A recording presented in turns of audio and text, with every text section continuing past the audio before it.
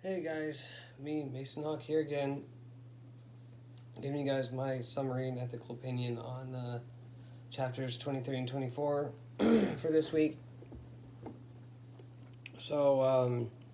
Our first chapter is it was the journalist judgment versus the audience clicks. It was the case of web analytics and influence. Um, and then we have chapters 24, our public officials always on record, um, the case of the counselor's blog. Um, so the first one, chapter 23, it goes over this uh, issue with the audience's clicks, which was with the web analytics. And for those of you who don't know who analytics are, analytics is basically like the analysis of how, like, for example, how a popular YouTube video is. And then basically it's deciding whether or not the what news is getting pushed, I guess makes sense. And some other, over some other thing. A prime example would be like news reports over petty crimes versus major crimes. Especially if there's crimes involving a shooting or the death of somebody, those usually get pushed higher and are pressed more to be in the news, which, I mean, it's hot news, it's big news.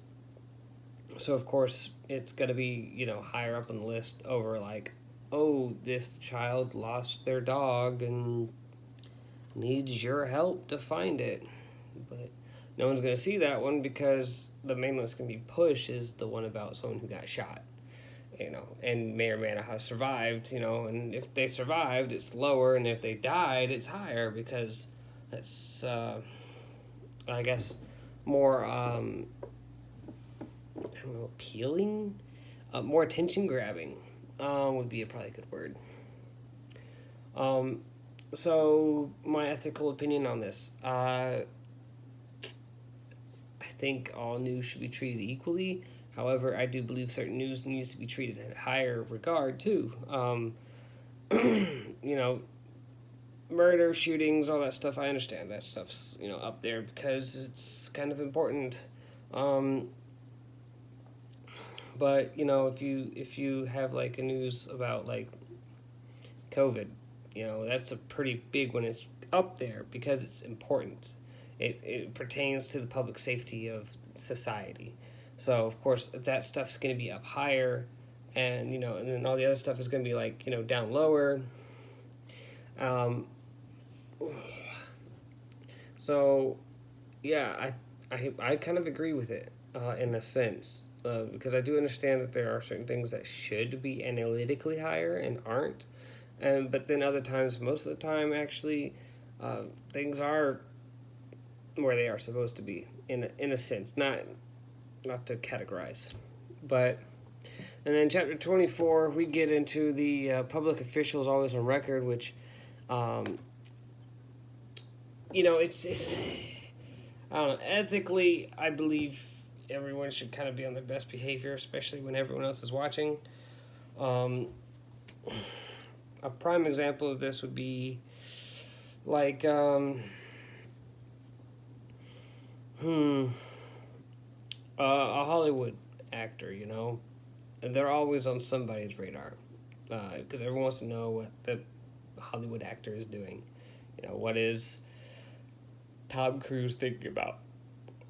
Or, when's the next Deadpool movie? And they're going to look at the actor and, maybe go to his social media, see if he's leaked anything, all that kind of stuff. Anyways, so the problem with this case is that, this guy kind of posted something that was offensive and it was a big oops. And, of course, freedom of speech exists, but whenever you're holding yourself to a higher standard, like a public official, do you really have that freedom of speech? Can you really justly say whatever you want, whatever comes to your mind? Because when you become a public official, now you have the public's opinion, and it's always watching you.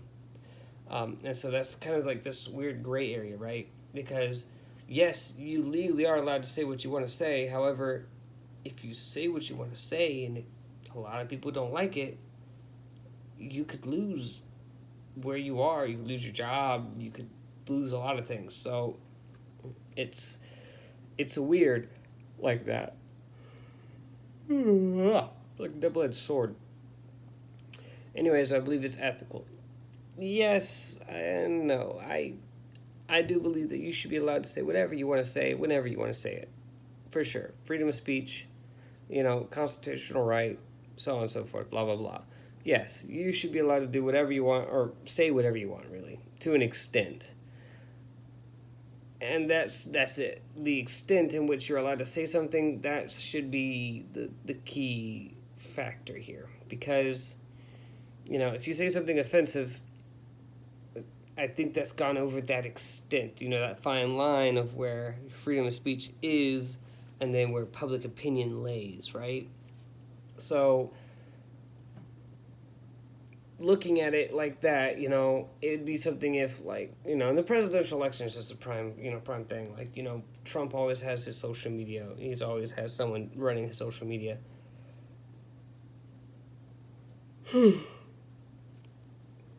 So, but, some people find some of the stuff he says offensive or racist. And when you look at that, the public opinion of him goes down.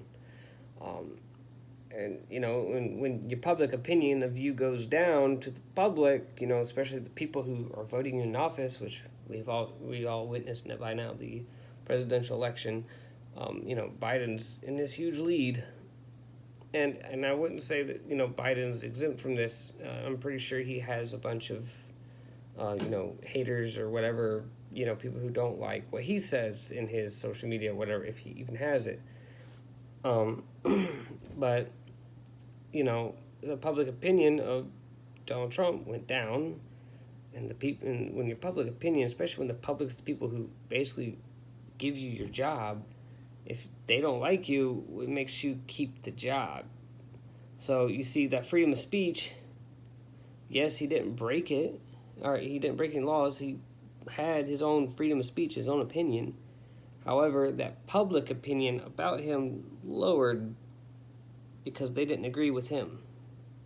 So it's like this weird tightrope act that most public figures have to deal with. And, they have to put on a facade a lot of the times, to please the masses. Because if you say what you want to say, and not a lot of people agree, what are you going to do?